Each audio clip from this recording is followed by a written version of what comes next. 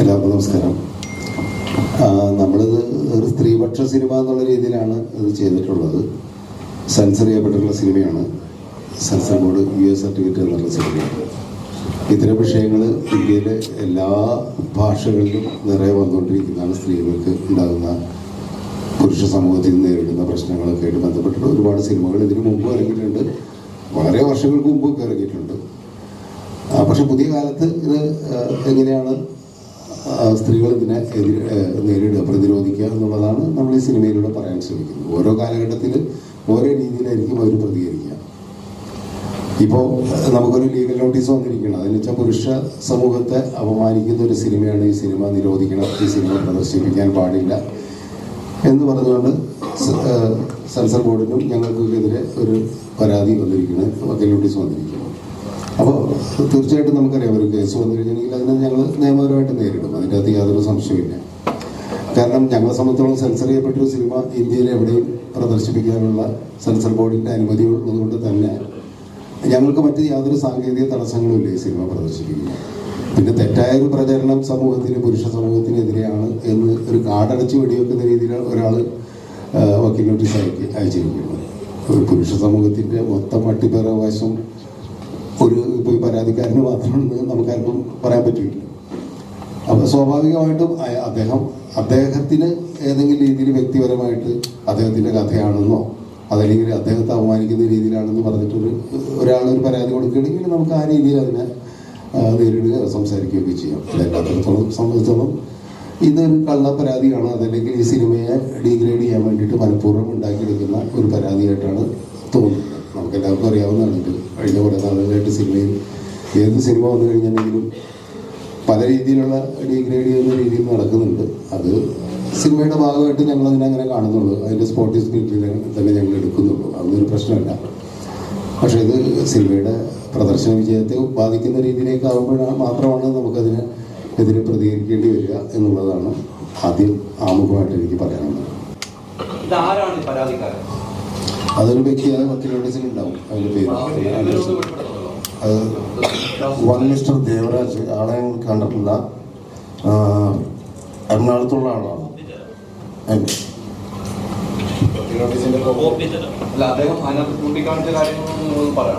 അദ്ദേഹം ചൂണ്ടിക്കാണിച്ചിട്ടുണ്ട് ഇതൊരു സ്ത്രീകൾ നിയമം കയ്യിലെടുത്തു എന്നൊരു പോയിന്റും മൊത്തം പുരുഷന്മാരെ എതിരെ ഉള്ളൊരു പ്രമേയമാണിത് എന്നുള്ള സംഭവം അതായത് അവരെ അതിശയിച്ചുകൊണ്ടുള്ള സംഭവമാണെന്നുള്ള കാര്യമായിട്ടാണ് വന്നിരുന്നത്. ഞങ്ങളിതിൻ്റെ സ്ക്രിപ്റ്റ് വായിച്ചിട്ട് ഇതൊരു അഡ്രസ്സ് ചെയ്യപ്പെടേണ്ട വിഷയമാണെന്ന് വളരെ വ്യക്തമായി മനസ്സിലാക്കിക്കൊണ്ടാണ് ഞാൻ ഇറങ്ങി തിരിച്ചത്.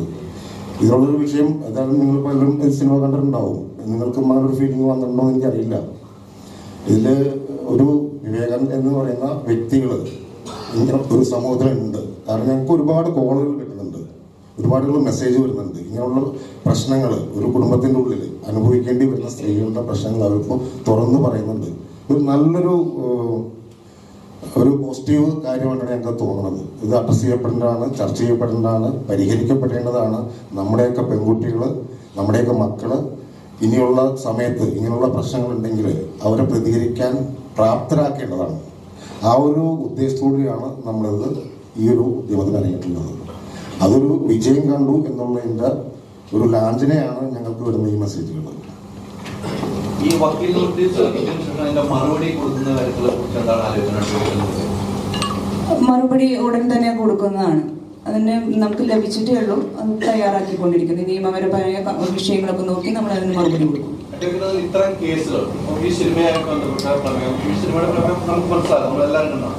ഇത്തരം കേസുകൾ വക്കീൽ നിലയിൽ വന്നിട്ടുണ്ടോ? ധാരാളം വന്നിട്ടുണ്ട്. ഇത്തരം കേസുകൾ ഈ അടുത്ത് ധാരാളം പെൺകുട്ടികൾ മുന്നോട്ട് വരികയും ഇത്തരം കേസുകൾ ഫയൽ ചെയ്യാൻ ആവശ്യപ്പെടുകയും ചെയ്തിട്ടുള്ളതാണ്. അത് പുറത്ത് പറയാൻ പറ്റാത്ത വിധത്തിൽ, അപ്പോൾ വളരെ രഹസ്യമായിട്ടാണ് അവർ വന്ന് അങ്ങനെ പറയും. ഫാമിലിയിൽ നിന്ന് തന്നെ സപ്പോർട്ട് കിട്ടാത്ത ഒരു സാഹചര്യം. പുറമേ നിന്ന് നോക്കുമ്പോൾ പകൽമാന്യനാണ്, യാതൊരു തരത്തിലും കുറ്റം പറയാൻ പറ്റാത്ത വ്യക്തികൾ.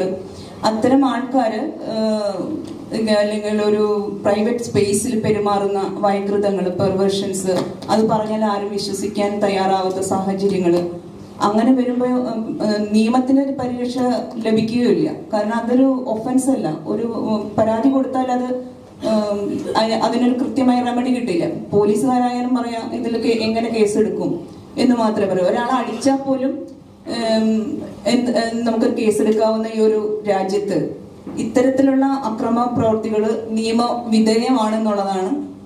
അതുകൊണ്ട് തന്നെ ധാരാളം കേസുകൾ ഈ വിഷയത്തിൽ വരുന്നുണ്ട്. അതൊരു കാര്യം നമുക്ക് എല്ലാവർക്കും അറിയാമല്ലോ, തെളിവ് കൊണ്ടുവരാൻ പറയും. പോലീസായാലും ശരി, കോടതിയായാലും ശരി, തെളിവ് കാണിക്കാൻ പറ്റും. ഇതിനെങ്ങനെ തെളിവ് കൊടുക്കും? അപ്പോൾ ആ രീതിയിൽ വലിയ പ്രശ്നങ്ങൾ സ്ത്രീകൾ നേരിട്ടിരിക്കുന്നു. പ്രത്യേകിച്ചും അവർക്ക് പുറത്തു പറയാൻ പറ്റാത്ത അവരുടെ സാമൂഹിക പശ്ചാത്തല കാര്യങ്ങളൊക്കെ ഉള്ളതുകൊണ്ട് അവർക്ക് പുറത്തു പറയാൻ പറ്റാത്ത ഒരുപാട് പ്രശ്നങ്ങൾ സ്ത്രീകൾ നേരിട്ടുകൊണ്ടിരിക്കുന്നുണ്ട്.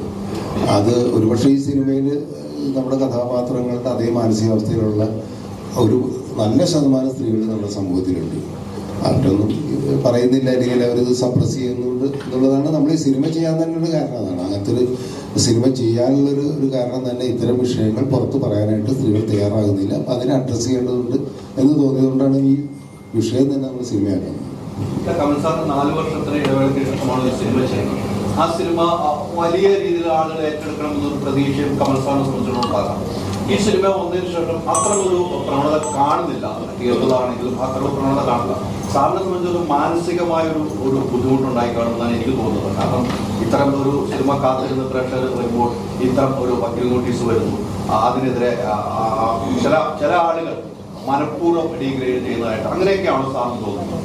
അല്ല, അതിനെപ്പറ്റി ഞാൻ കമന്റ് ചെയ്യുന്നില്ല. മനഃപൂർവ്വം ഡീഗ്രേഡ് ചെയ്യുന്നത് അവരുടെ സ്വാതന്ത്ര്യമാണ്, അല്ലെങ്കിൽ അവരുടെ പെർവേഷൻസ് ആണ്. അതൊക്കെ അവർ ചെയ്തുകൊണ്ടിരിക്കും, അതങ്ങ് നടക്കും. അതിനെപ്പറ്റി നമുക്കറിയില്ല. പക്ഷെ ഞാൻ മാനസികമായിട്ട് തളരേണ്ട കാര്യമുണ്ടെന്ന് എനിക്ക് തോന്നുന്നില്ല. കാരണം ഞാൻ ആദ്യമായിട്ട് സിനിമ ചെയ്തില്ല. ഇത്തരം ഒരുപാട് സിനിമകൾ ചെയ്തിട്ടുണ്ട്. ഇതേപോലെ പരാജയങ്ങളും വിജയങ്ങളും ഒക്കെ ഉണ്ടായിരുന്നു. ഈ സിനിമ പരാജയമാണെന്ന് ഞാൻ വിശ്വസിക്കുന്നുമില്ല. കാരണം ഇതിനങ്ങനെ വലിയ സാമ്പത്തികമായ എന്താ പറയുക പ്രശ്നങ്ങളൊന്നുമില്ല. പടം നമുക്കെല്ലാവർക്കും അറിയാവുന്നതാണ്. ഇപ്പോൾ മലയാള സിനിമ തിയേറ്ററുകളിൽ സൂപ്പർ സ്റ്റാറുകളുടെ പടമാണ് ആദ്യമായിട്ട് തിയേറ്ററിൽ ആൾക്കാർ കയറുന്നത്. മറ്റൊരുപാട് സങ്കേതങ്ങളുണ്ടല്ലോ, OTT ഉണ്ട്, സാറ്റലൈറ്റ് ഉണ്ട്. ഇതിലൊക്കെ പ്രേക്ഷകർ ഒരുപാട് പേര് ഇത് കാണും. ഈ സിനിമ കാണാൻ വേണ്ടി തന്നെയാണ് എടുക്കുന്നത്. അപ്പോൾ തിയേറ്ററിലും ആൾക്കാർ കാണുന്നുണ്ട്. നിങ്ങളിപ്പോൾ തിയേറ്ററിൽ പോയി കഴിഞ്ഞാൽ തന്നെ നിങ്ങൾക്ക് അറിയാവുന്നതാണ്, സ്ത്രീകളാണ് സിനിമ കാണാൻ വരുന്നത്. പുരുഷന്മാരധികം വരുന്നില്ല എനിക്ക് ഒരു പക്ഷേ. കാരണം വെച്ചാൽ അവർക്ക് തന്നെ ഈ പറയുന്നവർ ചളിപ്പൊക്കെ ഉണ്ടാവാം. പക്ഷെ സ്ത്രീകൾ അത്യാവശ്യം സിനിമ കാണുന്നുണ്ട്. ഒരുപാട് പേര് എന്നെ വിളിക്കുന്നുണ്ട്. അവർ ഇങ്ങനൊരു വിഷയം അഡ്രസ്സ് ചെയ്തതിൽ അവർ നമ്മളോട് വളരെ താങ്ക്ഫുൾ ആണെന്നുള്ള രീതിയിൽ ഒരുപാട് പേര് വിളിക്കുന്നുണ്ട്. പ്രൊഡ്യൂസേഴ്സിനെ വിളിക്കുന്നുണ്ട്, എന്നെ വിളിക്കുന്നുണ്ട്, ഷൈനൊക്കെ വിളിക്കുന്നുണ്ട്. അപ്പോൾ സ്വാഭാവികമായിട്ടും ഞങ്ങളെ സംബന്ധിച്ചുള്ള ഈ സിനിമ വിജയം തന്നെയാണ്. പിന്നെ മുൻകാലങ്ങളിലൊക്കെയാണ് നമ്മൾ പറയുന്നത്, മുൻകാലങ്ങളിലാണ് ഈ അവസ്ഥ ഉണ്ടാകുന്നത്. കാരണം സിനിമ തിയേറ്ററിൽ ഓടുന്നില്ല എന്നുള്ള രീതിയിൽ വന്നു കഴിഞ്ഞിട്ടുണ്ടെങ്കിൽ പിന്നെ ഒരു ഡയറക്ടറെ സംബന്ധിച്ചോളം പ്രൊഡ്യൂസറെ സംബന്ധിച്ചോളം വേറെ വഴിയാണ്. ഇപ്പം അങ്ങനെയല്ല. ഇത് ഒരുപാട് പേരുടെ അടുത്തേക്ക് ഈ സിനിമ എത്തുന്നത് നമുക്ക് നല്ല വിശ്വാസമുണ്ട്. കാരണം അങ്ങനെ വരുമ്പോൾ തന്നെ ഒരുപാട് സ്ത്രീകൾ ഈ സിനിമ കാണുകയും കൂടുതൽ അഭിപ്രായം വരികയും ചെയ്യുന്നതാണ് എനിക്ക് തോന്നുന്നത്. പിന്നെ സിനിമയുടെ ആത്യന്തികമായ ഒരു വിജയം എന്ന് പറയുന്നത് അത് ജനങ്ങൾ ഏറ്റെടുക്കുക എന്ന് പറയുന്നത് കുറെ കാലം കഴിഞ്ഞാലും ഏറ്റെടുക്കും. അതാണല്ലോ ഒരു സിനിമ എന്ന് പറഞ്ഞു കഴിഞ്ഞാൽ. ഇപ്പം എൻ്റെ പഴയ സിനിമകളെ കുറിച്ചൊക്കെ തന്നെ ഇപ്പം സംസാരിക്കുന്നത് കൊണ്ടാണ്, അതിപ്പോഴും അവരുടെ മനസ്സിൽ കിടക്കുന്നത് കൊണ്ടാണ്. ഒരു സിനിമ കാലാധിപത്യമാണ്, അല്ലെങ്കിൽ കാലത്തെ അതിജീവിച്ച് കുറെ കാലം നിൽക്കുക എന്നുള്ളതാണ് ഏറ്റവും പ്രധാനപ്പെട്ട. ആ കാര്യത്തിൽ ഈ സിനിമ വലിയ സക്സസ് തന്നെയാണെന്നാണ് ഞാൻ വിശ്വസിക്കുന്നത്. സാർ, അതുപോലെ ഒരു നല്ല സിനിമയാണെങ്കിൽ പ്രേക്ഷകർ അത് ഏരിയയായി നീട്ടി സ്വീകരിക്കും. പക്ഷേ ഇപ്പം ഇറങ്ങുന്ന സിനിമകളിൽ കൂടുതലും അങ്ങനെ കൊള്ളത്തില്ല എന്ന് റിവ്യൂ വന്നാൽ പോലും പലപ്പോഴും നല്ല സിനിമകളാണ് പ്രേക്ഷകർ അത് കണ്ട് തിയേറ്ററിൽ ഓടും. വിവേകാനന്ദൻ്റെ അവസ്ഥയിൽ ഇപ്പം അത്ര ഒരു പുഷ് കിട്ടുന്നില്ല. ഇപ്പം ഈ പറഞ്ഞ റിവ്യൂവിൻ്റെ കേസ് വന്നാലും ശരി, ഇങ്ങനെ പരാതി വന്നാൽ നല്ലൊരു സിനിമയാണ് പ്രേക്ഷകർ അത് സ്വീകരിക്കുമല്ലോ. അല്ല, ഞാനത് ആദ്യം പറഞ്ഞത്. കാരണം നല്ല സിനിമ എന്ന് പറയുന്നത് എപ്പോഴായാലും പ്രേക്ഷകർ സ്വീകരിക്കും. ആദ്യത്തെ ദിവസങ്ങളിൽ തന്നെ പ്രേക്ഷകർ പോയി തിയേറ്ററിൽ വന്ന് കാണണം എന്ന് നമുക്ക് പറയാൻ പറ്റില്ല. അത് സൂപ്പർ സ്റ്റാറിൻ്റെ സിനിമയുണ്ട്. ഇനിയും ഇപ്പം എല്ലാ തിയേറ്ററിലും പടം കളിച്ചുകൊണ്ടിരിക്കുന്നുണ്ട്. ഇനിയും സമയമുണ്ടല്ലോ. സ്ത്രീകൾക്ക് ഒറ്റയടിക്ക് ഇപ്പോൾ നിങ്ങൾ നേരത്തെ പറഞ്ഞ മാതിരി ഒരു നെഗറ്റീവ് റിവ്യൂ ഒക്കെ വരുമ്പോൾ ആദ്യം ഒന്ന് ആശങ്കയുണ്ടാവും, എല്ലാവർക്കും ഉണ്ടാവും. അതിനെ മറികടക്കുന്നത് എങ്ങനെയാണ്? അവരുടെ സുഹൃത്തുക്കളോ അവർക്ക് വേണ്ടപ്പെട്ടവർ ഈ സിനിമ കണ്ട്, പ്രത്യേകിച്ച് സ്ത്രീകൾ സിനിമ കണ്ടിട്ട് അവർ പറയും ഇത് മറ്റുള്ളവർ പറയുന്നത് നോക്കണ്ട, ആളുകൾ പറയുന്നതാണ്. ആളുകൾ കുറ്റം പറയുന്നതിൽ അർത്ഥമൊന്നുമില്ല, ഇത് നമ്മൾ കാണേണ്ട സിനിമയാണെന്ന് പല സ്ത്രീകളും പറഞ്ഞ് അവർ വന്ന് തിയേറ്ററിൽ കാണും. അതിനുള്ള സാവകാശം അവർക്ക് കൊടുക്കണം. മുൻകാലങ്ങളിലൊക്കെ സിനിമ അങ്ങനെയുണ്ട്, നിങ്ങൾക്കറിയാലോ. ഈ സോഷ്യൽ മീഡിയ ഒക്കെ വരുന്നതിന് മുമ്പുള്ള കാലത്ത് ആദ്യമൊക്കെ ഒരാഴ്ച ഒരു മനുഷ്യനുണ്ടാവില്ല ചില പടങ്ങൾ. ഇപ്പം എൻ്റെയൊക്കെ തന്നെ പല സിനിമകൾക്ക് അങ്ങനെ ഉണ്ടായിട്ടുണ്ട്.